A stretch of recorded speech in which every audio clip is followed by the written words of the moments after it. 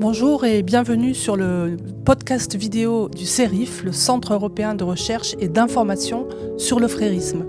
Aujourd'hui, je reçois Yasmine Mohammed et l'entretien se fera en anglais. Yasmine Mohammed was born in Canada. She's a human rights activist, author of the best-selling book Unveiled, How the West Empowers Radical Muslims. She's the founder and president of Free Arts, Free Minds, and she's also the creator of a podcast with hundreds of interviews, amongst them outspoken figures such as Sam Harris, Ayaan Hirsi Ali, or Dalia Ziada. Yasmine Mohammed, nice to meet you again. Thank you for having accepted my invitation. I'm very glad to meet you again. I cannot enough recommend your book. This is an excellent, fascinating, and very moving, deeply moving autobiography. And it will be the basis of our conversation now. It is a book. When I opened it by the end, and I saw the pictures you have added to the end of the book. I have the French version because there is 15 or 16, 17, I think, translation. And at the end of the book, we can see the marriage or the arrangement of your parents. And we can see your father, your mother with a very short skirt. And what we discover in this book is hell. I mean, something like a complete change of what your family was living into a sort of obscurantist atmosphere with violence, with extreme violence, with torture, psychological torture, arranged marriage, and so on. And what is also striking me in this book is the role of women, the women of your family. Can you talk to me about this book, maybe why you wrote this book and the beginning, what happened to the society, the Egyptian society, but also to the society, to the Egyptian in Canada, where you were born? Mm-hmm. Yeah, so my parents met in Cairo. My father is from Gaza, and at the time, Gaza was under Egypt, and so he can go to university in Egypt just like any other Egyptian, so he could go for free.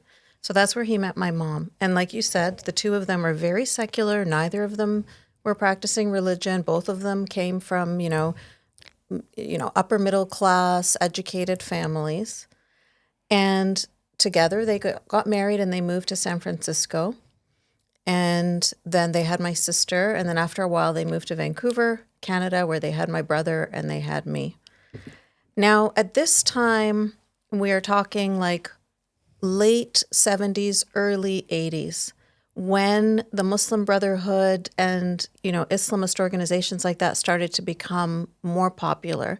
So they were changing the landscape of the Middle East. This idea, which was a combination of pro-Islam and anti-West combined, that started to grow. And the Egypt that my mother was from, or the Gaza that my father was from, and everywhere else, Iraq, Libya, Iran, anywhere, you name it, you can see a significant difference where people, even Afghanistan, girls were going to universities, there was cinemas, people were living their life, they're going for a picnic on the beach, wearing bathing suits. Everybody was moving towards a progressive secular society. When the Muslim Brotherhood started to get powerful, they brought the societies backwards. And one of the first things that they did was they started to insist that women wear the hijab. That was the way of them physically segregating women, controlling women. They thought this is the key. Women are the key. And, we have footage of in the 1950s where the Muslim Brotherhood were trying to convince the president at the time, Gamal Abdel Nasser, they were telling him, we want all of the women in Egypt to be wearing hijab. And he laughed, and all of the men in parliament were laughing, and the whole parliament erupts in laughter because they thought this is silly. Of course, the women in Egypt are never going to wear hijab. But now look at the country. Now look at today. Now look at Afghanistan. Now look at Iran. Now look at Libya. Now look at Syria. Now look at Iraq. All of these countries have changed. While that change was happening in the Middle East and North Africa, it was also changing in my family. It was also changing for my mother. And so she started, when her and my father separated, she blamed the West. She said the reason why we separated is because we were living in America, because we were living in Canada, we're living with these infidels. And so the idea of anti-West was for her very intoxicating. She agreed with it. She agreed with hating the West. And so hand in hand with hating the West comes pro-Islam, anti-West. And so she started to become pro-Islam. She started to wear hijab. She got married to a man. She became his second wife. So in Islam, a man can have up to 4 wives, but it's usually just like the conservative, backwards men that do that. They marry more than 1 wife. And of course, it's illegal in Canada. But that's how she became. She became like a regressive mindset. And suddenly, everything was haram. So her and the man she married started to make all of these rules in our Forbidden. house. Haram. Forbidden. Yeah, exactly. Sorry. Forbidden. So music is forbidden. Dancing is forbidden. Riding a bicycle is forbidden. Swimming is forbidden. Birthdays are forbidden. Having non-Muslim friends is forbidden. Everything. Forbidden. The only thing you're allowed to do is memorize Quran and pray 5 times a day. And if you don't do that, you will be beaten. That's it. That was the new life. Me and my sister, they put hijab on us, and we started to go to Islamic schools. So the same pattern of change that you saw in the Middle East, you were seeing it in our family, in our community, in our mosque. Oh my God, the difference. When I was younger, the imam of our mosque was from India, and he had like a very relaxed kind of, the khutbah, the sermons that he would do on Friday were things about like, helping poor people, being kind to each other, things like that. And then they brought an imam from Egypt. His wife covered head to toe in black, and the mosque got so much bigger because the money is coming from Saudi Arabia, and they built a big school, and everything became so conservative. And suddenly the khutbah, the Friday sermons, were not nice anymore. Now it's about the dirty infidels, and we have to kill the Jews, and it's just like anger, violence, hateful. We watched the change happen in real time. You are watching the change happen now in Europe. You can see it. Anybody who's living in Europe or even in Canada, we can see the difference too. When I was young, I was the only one who was going to, in my whole school, I was the only one in hijab. Now, there's areas where it's like predominantly Muslim. People like me who are ex-Muslim, who have renounced the faith, it's very difficult for us to manage because we are worried about our own kids because, of course, we are supposed to be killed, and so we have to protect ourselves. And we think, oh, we're living in the West, in the free West. This is where we can feel safe, where we can feel safe sending our kids to school and not worry. No, we're all worried because we're seeing the fundamentalists and the extremists are just getting more and more powerful, and their population is growing so much, and that forces the politicians to do what they want because they have the numbers. Mm-hmm. To come back to the moment of change, the 1980s around, how do you explain that people who are free, and especially in Canada, will so quickly change their life, their whole life, to a much more oppressive life? Yeah, well, they don't see it as such. So, you know, it depends where you are and what the circumstances are. So if you're familiar with Ayaan Hirsi Ali, she's got a book called Infidel, and she talks about how this transition happened in Somalia for her. So for them, you know, they had very similar tactics as they did in Egypt, which they call it in Arabic, they say السم في العسل. So the honey is in the poison. So, or sorry, the poison is in the honey. Mm-hmm. So you think you have honey, you don't realize there's poison in there. So they come to you. What is honey? Yeah. In this case? So, well, they will say to you like, oh, look, there's this community. We're all going to come together. We're going to have dinner together. We're going to read these books. Let's go to the park. We're going to have a picnic. You know, it's like positive things. Did they lose all these things? Well, these things are only tactics to get people in the door. So mm-hmm. for us as teenagers, what they would do with us is they would say, we're going to go on a trip. We're all going to go on the bus together and we're going to go to see this but location. There is honey, but there are also devils, that is the hell. Yes. The possibility to go to hell after you die. Well, this is what happens. You come together, you have the friendly atmosphere, and then they start to tell you, how come you're wearing this? Mm-hmm. Don't you feel ashamed? You know, why is your hair showing?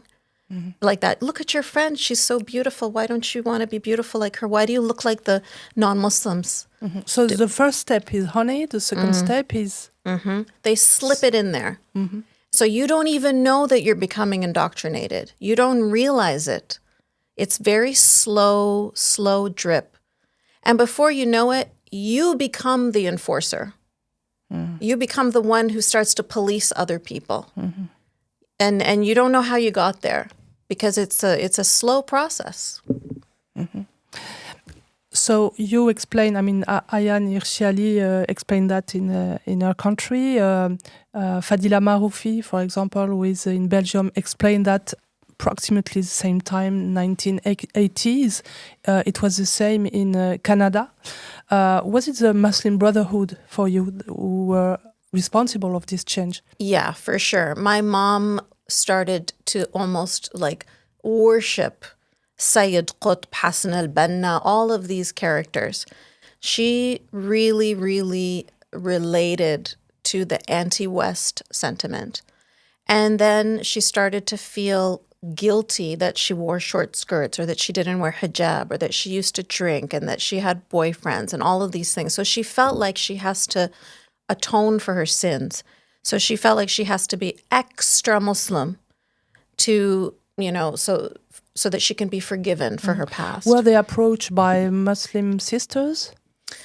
Yeah, so who were already indoctrinated and trying to keep them in a circle? Well, how was it? They have exactly a circle. It's called halaqa. Yeah. That's exactly what happens. And so when I was mentioning the imam's wife coming head to toe in black, for example, when she first came, we were laughing as kids. We're like, oh my gosh, she looks like a ninja. What is this? We never saw it before, you know? But then slowly it was like the shift started to happen that she was the virtuous, good, moral one. Mm-hmm.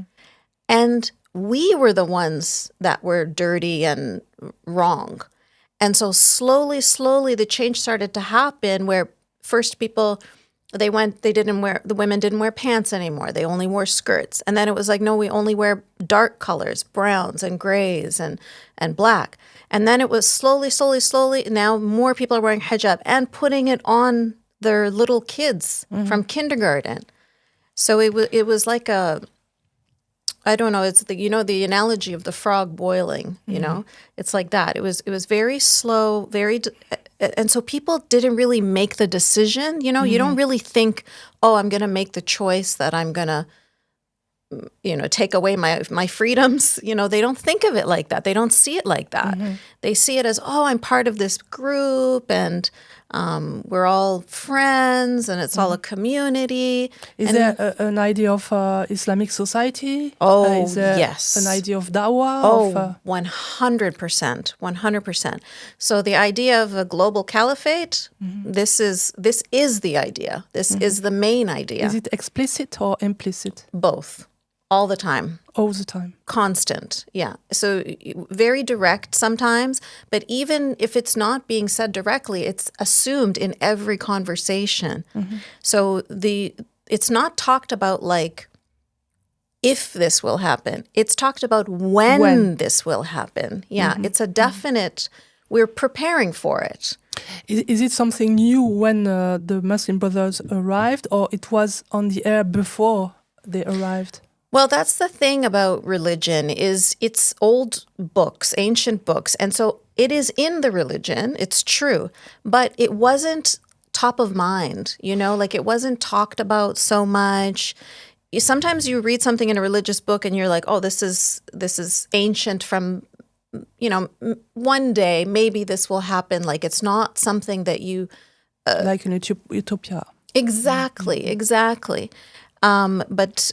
they started to make it like a reality, and you have to prepare for it. Like you have to be ready because this is happening. And this is why you saw when ISIS came up in Syria and Iraq, immediately, people from Canada, America, Germany, everywhere, they ran and they started going.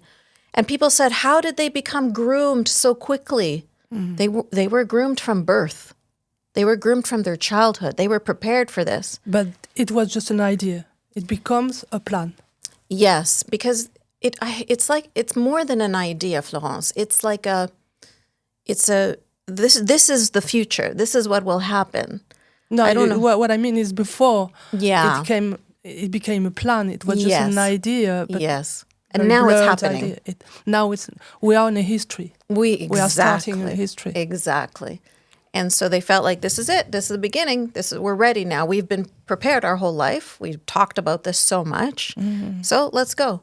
And you saw young girls, older women, older men, young men, everybody. They started going.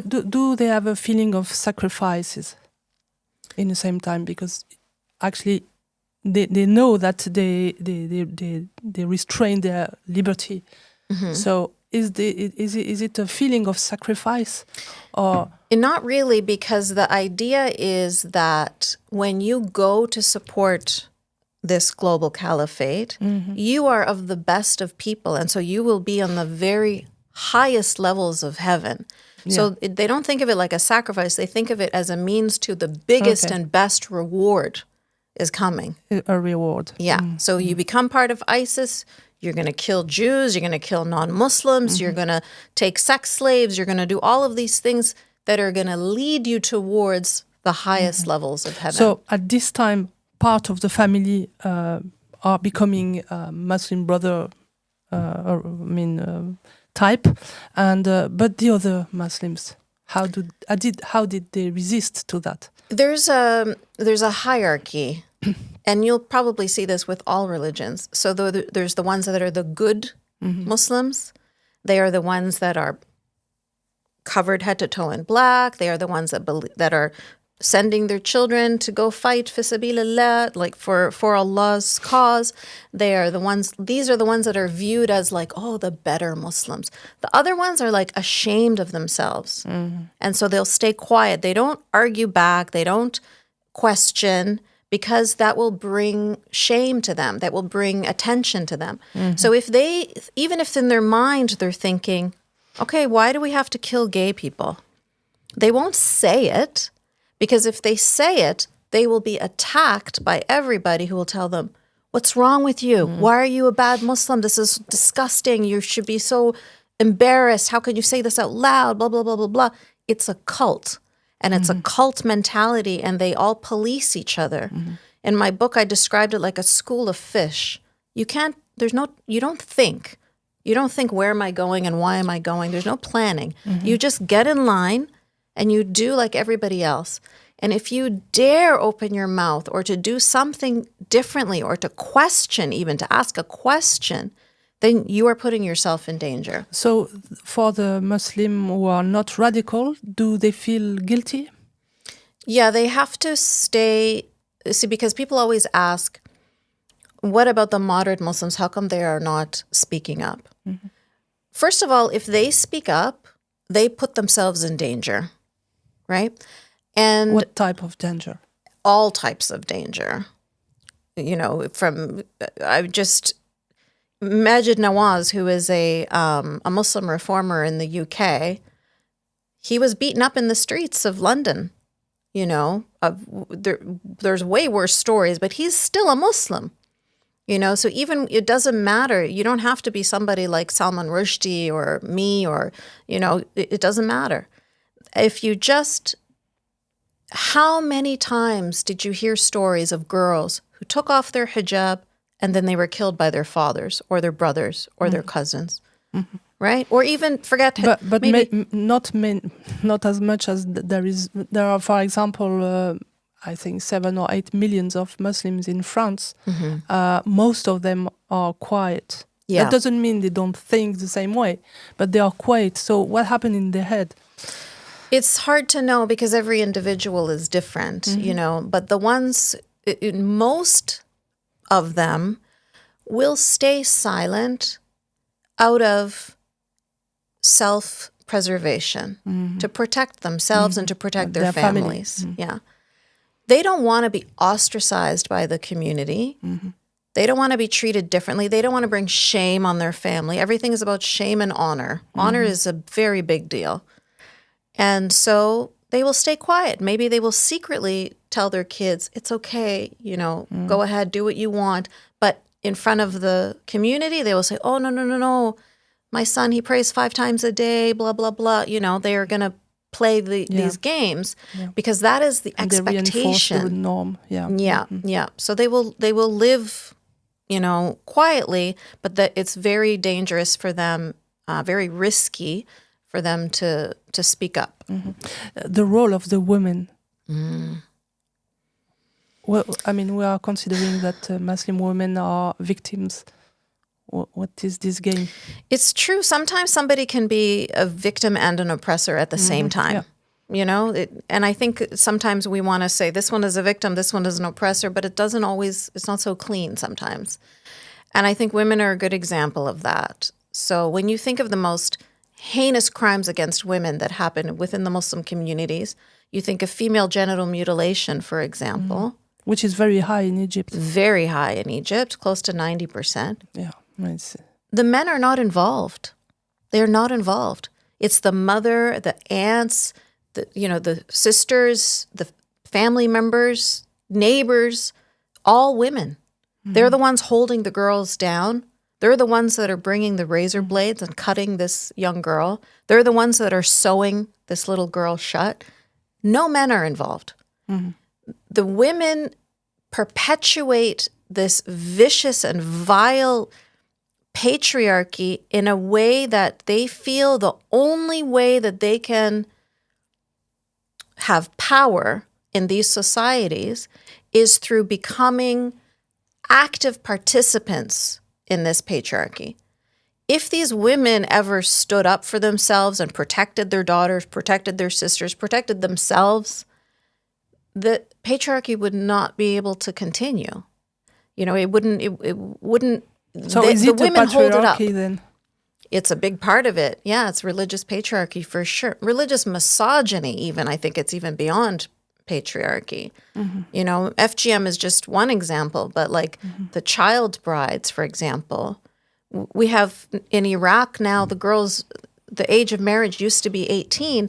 They reduced it to 9 years old. This is what religion is doing. So it's beyond just patriarchy the way we see it in most normal countries, you know, which is a problem globally, of course. Yeah, and there is obviously a silence from the Muslim, I mean, the average Muslim to not say.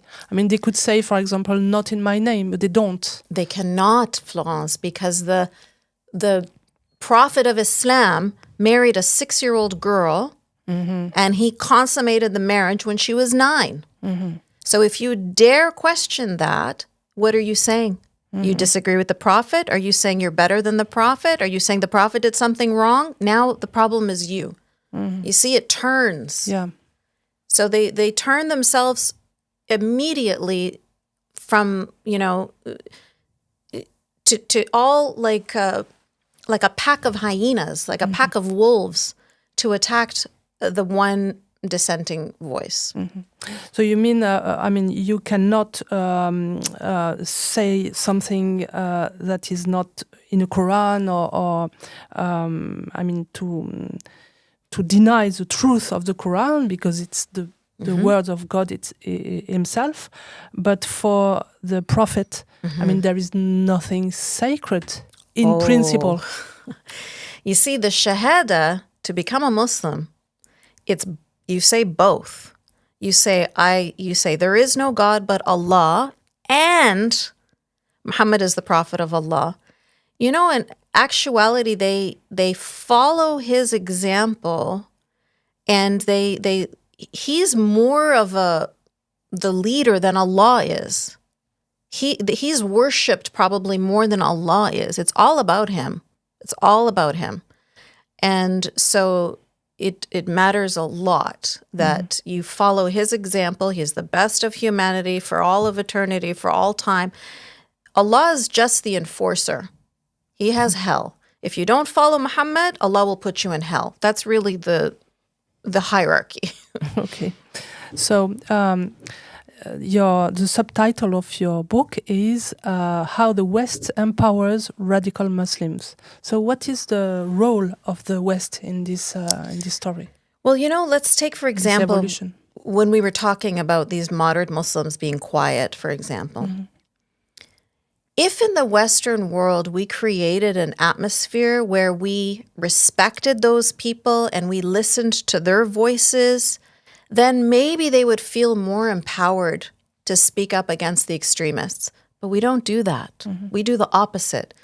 We give all of the empowerment to the extremists.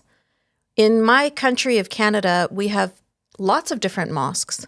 Some of the mosques have female imams. Some of them have, LGBT flags on the wall, because it's Canada, so they can do whatever they want. When our prime minister goes to visit a mosque, which one do you think he goes to visit? The most conservative, fundamentalist mosque that separates the men and the women, that has all of the most, excessive extremist rules. That's the one he visits. Because he thinks that it's the best and the truthful Islam. Yes. So this is the problem. Yeah. You see, if the cult people already believe that these conservatives are the best ones, it's like, okay, they are indoctrinated. So this is almost like acceptable. But if you're coming as a free, open-minded, liberal thinker in a free, secular society, and you are agreeing that the conservative extremists, that they are the true Muslims, well, now you are empowering them, because they feel like we can control, we get to tell the government what is the Muslim idea. What do Muslims want? What will you have to do for us so that we will vote for you?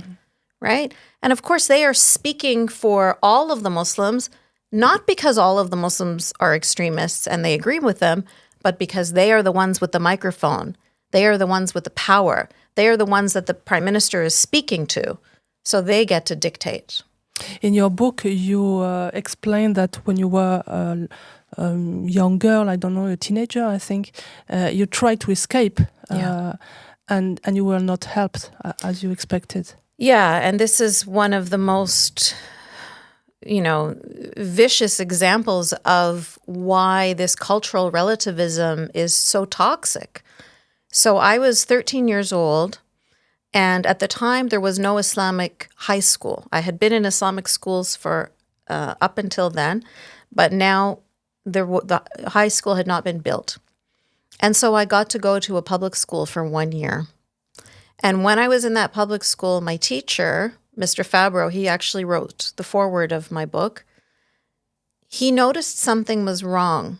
He noticed that I was upset, and I was upset. The whole story is in my book, the reason why. But anyway, I confided in him. I shared with him everything. I told him the truth about all of the abuse that was happening in the home.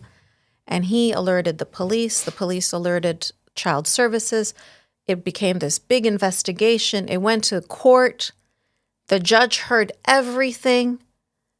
And in the end, he said, it's your culture. It's your religion. This is how your family chooses to discipline you. So I'm not going to protect you. I cannot tell you how much that has affected my whole life till today, that decision. Because you have to imagine a young girl going against her mother and the man that her mother married, going against the ummah, the Muslim community, going to the non-believers, going to the kuffar, the non-Muslims, and asking them for help. You know, it's like if you're in the mafia, I was the rat. That's how they would see me, you know? And then I only kept going because I thought, it's okay because I'll get out. So it's worth it. Just keep going, keep going, keep going. And when he threw me back into that house again, the abuse was so much worse because now they also have psychological abuse to add, right? The humiliation. Oh, you thought you were going to go to the Canadians to help you? You thought the kuffar were going to help you? They don't care about you. Nobody cares about you. You're so stupid to think that they're going to help you. Where are you going to go now? Now what are you going to do? And so the abuse became so much worse because they knew there's nothing I can do. So literally my government, my country empowered them to hurt me even more. Now, this is my story, but you can see this happening in France, in Sweden, in Germany, everywhere. You can see the same thing happening again and again and again. When they do something that is abusive, that is socially unacceptable, that is, you know, when they're the way that they are, for example, all of these rapes that are happening and the sexual assault of women and things like that, what do? We make excuses. We don't want to talk about it. We attack the woman. All of these things, we're protecting them. And what happens is they get empowered more and more and more. So next time they will do more because nobody is stopping them. And also the children will get protection to them and not to the law. Yep, absolutely. And so, you know, this is where we're at. You know, when I wrote this book, I didn't even imagine things were going to get as bad as they did after October 7th. Yeah, it was. I wanted to ask you, what is the situation now? Do you think that we can do something? How we can do it? What is your... Well, I think that after October 7th, they became so emboldened. It has become so bad. I mean, the anti-Semitic attacks in Canada have risen by 670%. And the synagogues and the schools and constantly being attacked, vandalized, shot up, you know, terrorized constantly. And within the family as well, are the things much worse than before, or it's the same? No, it's much, much worse. So one of the organizations that was very popular, this is the crazy thing, this organization is called Hizb ut-Tahrir. Oh, yes. It's like the Muslim Brotherhood, similar kind of Islamist organization. With the open banner. Yes, Yeah. yes. They are considered a terrorist organization in almost every single Arab country. But in Canada, in France, in America, everywhere else in the West, they are living not just freely, but empowered, getting government grants and funding for them to do their work. So it's like if Egypt and Saudi Arabia and UAE and all these countries, they know they are from them. They are them, like that's their religion, their culture. And they are deciding that this group are terrorists. And you think in the West, you think you know better? You think that, you know, you're not going to look at the example. Why did they call them a terrorist group? No, they thought, no, we're smarter than that. We're better than that. It's arrogance. I believe it's arrogance, and it's also ignorance. So this group, Hizb ut-Tahrir, for example, they have been having conferences in Canada every single year, but it's quiet. It's under the radar. After October 7th, they made big productions, social media videos with like such high production value with the music, you know, the anashid and the fancy looking, backgrounds and everything. And they're posting these videos everywhere, and they are openly encouraging people to join their conference. And the name of the conference is called the Conference of the Caliphate. They are so emboldened, so empowered now that they can do that. That's what happens. And still no reaction from Still no reaction. government. Not from the government, but the people, I think, are starting to clue in. When they see all of this terrorism going on in their own backyards, because if it's happening in the Middle East, you know, you're not really paying as much attention. But if it's the synagogue beside you, or if it's the Jewish girls' school down the road, and again and again and again and again and again, people are starting to say, what's going on? What's happening? You know, we have churches. We had like hundreds of churches in Canada just burned down, being burned down. Nobody cares. Nobody's paying attention. Our government's not doing anything. But people can see. People can see. People are noticing what's going on. Why are the Jewish people being attacked? Why are the Christian people being attacked? And the Muslims are continuing to be empowered. What's happening? And so the media doesn't say anything, the government neither, the artists neither, the university nothing. no, it's impossible. So it's just on people's shoulder. It's on people's shoulders, and we're people are starting to get. We are finally. It takes a lot to make Canadians angry because they are very relaxed people, but it's starting to reach the point because they have come up with all of these new things. So first of all, they came up with this term Islamophobia, and this term Islamophobia basically shuts down any criticism of anything. So, you know, on the cover of a Canadian medical journal, they had a 4-year-old girl in hijab. One of the pediatric surgeons, his name is Dr. Sharif Emil, he's from Egypt.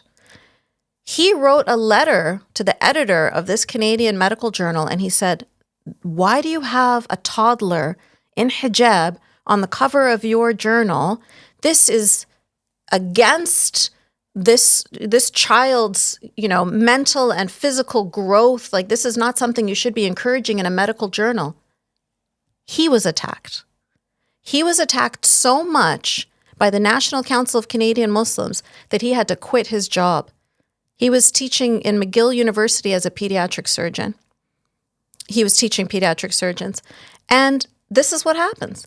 Even if you're from there and it's your job, he's a pediatric surgeon talking about children on a medical journal. Like, you know what I mean? He's not, he's within his own, sphere, and he's not allowed to speak. You shut your mouth. Everything you see going on around you, you shut your mouth. You're not allowed to criticize it. So that was first Islamophobia. Okay. Now they've come up with a new term. It's called anti-Palestinian racism. Sionism. It's in our schools. It's in our curriculum of our schools. And they've started to use it.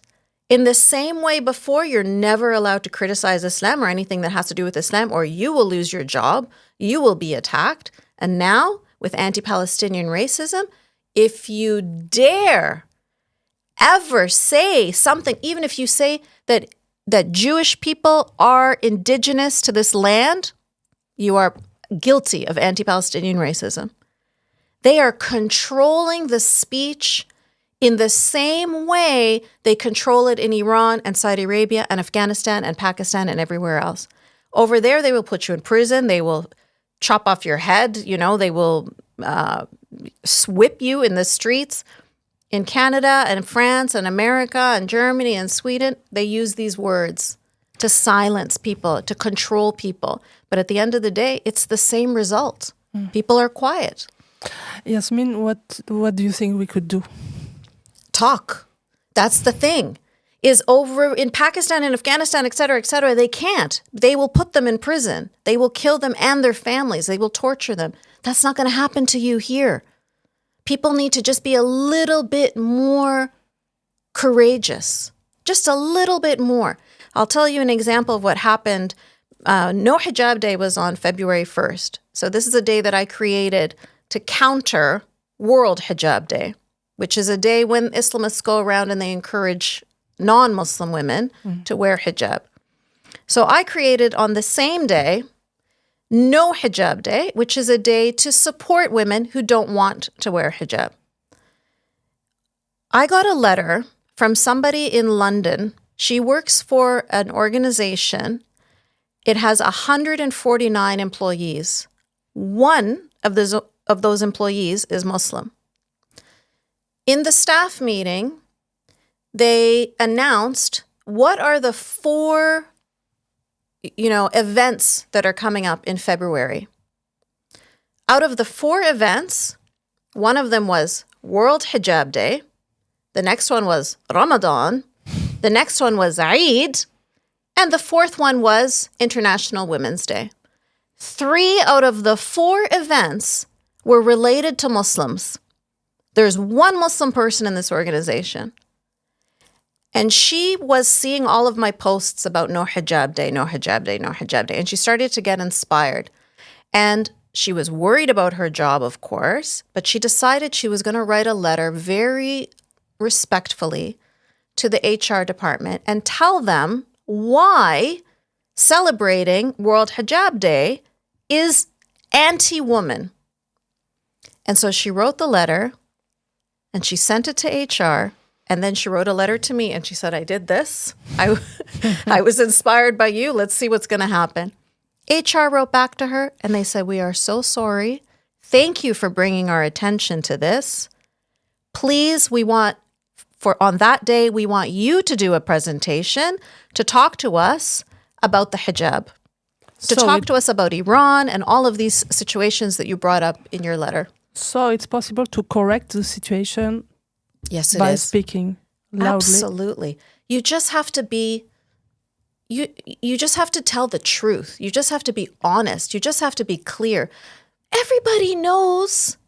So why don't people do that more easily? Why is this guiltiness? Why is it? Because we are being controlled by the word Islamophobia, racist, bigot. Yeah, but now we know that. Yeah. Well, I know, but a lot of people, it's still controlling them. And so they're too scared. But if they start to push a little bit, they will find everybody agrees with them, but nobody was courageous enough to be the first person to speak up. Mm-hmm. And I have so many stories I could tell you of the same similar situations to the one I just told you about. So people just have to be a little bit more courageous. I'm not saying go out in front of a mosque and burn a Quran. You know what I mean? I'm just saying have conversations with your family, with your friends at your workplace. I'm saying in your children's school, when they start to have prayer rooms and they start to have half day on Friday, and when they have to have all these rules around halal food in the cafeteria and all these rules against Ramadan, when you go to the parent-teacher meetings, when you join the board of trustees, join the parent-teacher organization and speak. Just speak your truth. Talk about it. When this woman went to her HR, she was armed with all of this evidence about how it's hurtful to women. There's so much evidence. There's so much out there. But you just have to be brave. And there is speaking, but there is also facts. I mean, we have now two generations of women who have known the hijab from the teenage age. So what do we do for that? I would advise to forbid the hijab under 18. What do you think of this? I completely agree with that. 100% I agree with that. That example that you just gave right now, if they were to forbid the hijab from under 18, that's exactly what I'm talking about when I said we need to empower the moderate Muslims, the ones who believe in open, free, liberal societies, the ones who support free speech and free expression, the ones who belong here in this country that believes in laïcité, and that's the people we want to empower. Because the hijab is the structure of the Islamic society. So if you remove that, you have chance to get rid of this idea, this indoctrination. You're 100% correct. And a lot of people don't see that. They think, oh, it's just a piece of cloth. It's not just a piece of cloth. It's exactly what you said. It's the whole structure of this whole thing. That's what it stands on. And that's why it was the beginning. That's when the Muslim Brotherhood started to grow. What did first thing they did? Hijab. Hijab and university. Yes, that's right.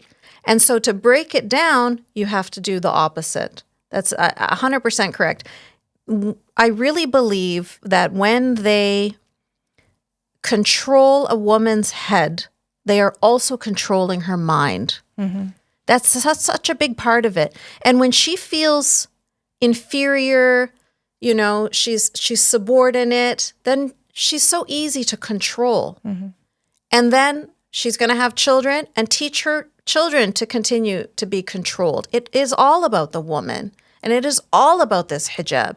Dismantling that dismantles this whole system. Yeah. Thank you very much, Yasmine. Thank you. My absolute pleasure. Thank you.